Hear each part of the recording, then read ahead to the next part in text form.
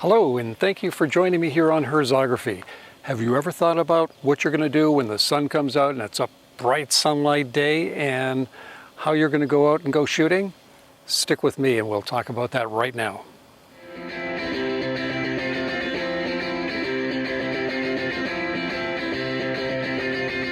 All right, so let's say you're out in Yosemite and it's you're doing some photography for sunrise, and you have it all planned on what you're going to do for your sunset images, and now it is bright sunshine. And what are you going to do? Oh my. Are you going to have to look for some sort of canyon or someplace to go shoot where it's a little bit more shady or something like that? No, you definitely don't have to, and here's why.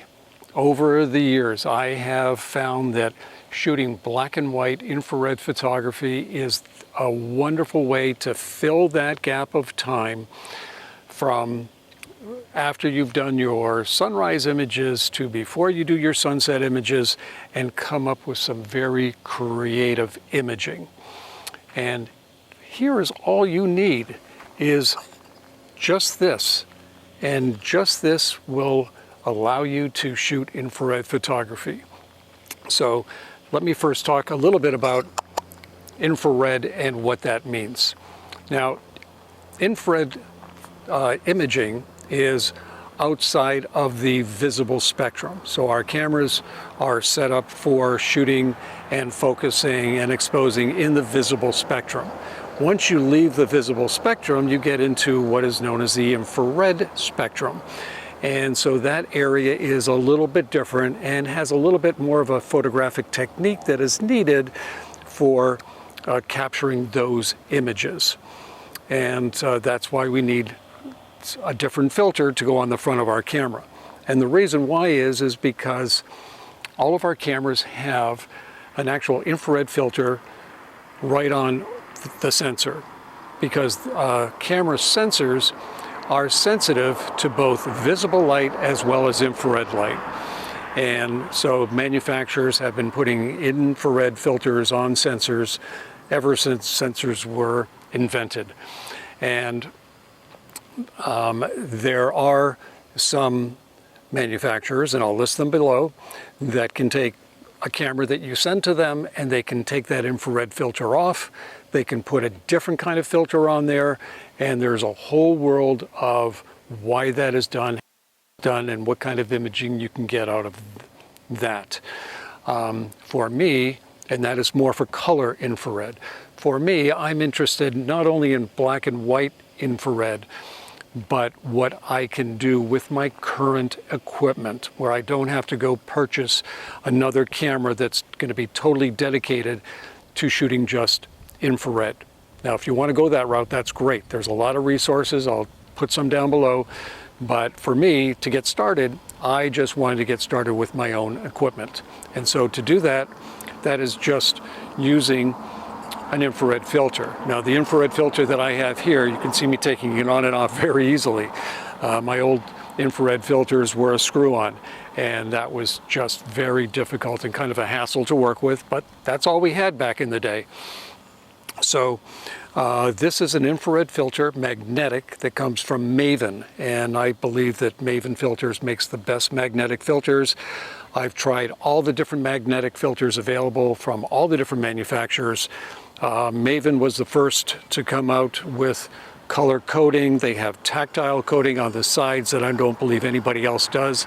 Every filter has a different tactile edge on it, so it's easy to tell which filter you're pulling out of a bag as opposed to having to look at the color, especially in the dark. But these magnetic filters are very secure in just popping on and staying very secure on your lens. So my preference is just using this filter. Now, this filter is 720 nanometers. I find this to produce just gorgeous images for infrared black and white. Now, you do have to be careful because some lenses are prone to producing infrared hotspots because lens manufacturers have they design their lenses for visible light, not for infrared. So there are a lot of lenses that are available that are wonderful for infrared photography, and they don't produce these white hotspots in the center of your image.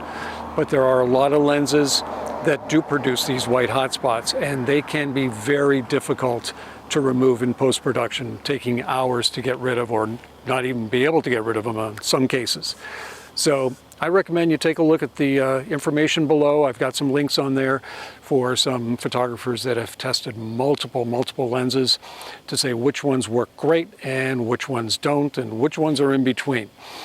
And so that's just something to watch out for, because it did catch me by surprise when I purchased my Fuji 100 and I went out shooting and I wound up with hotspots on every image.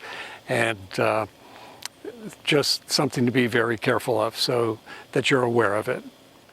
Now, as I mentioned, the infrared spectrum is a little bit different than the visible spectrum, and it focuses at a different point, which means that you can't use the autofocus in your camera. You can't even set your camera to infinity when you're shooting a landscape.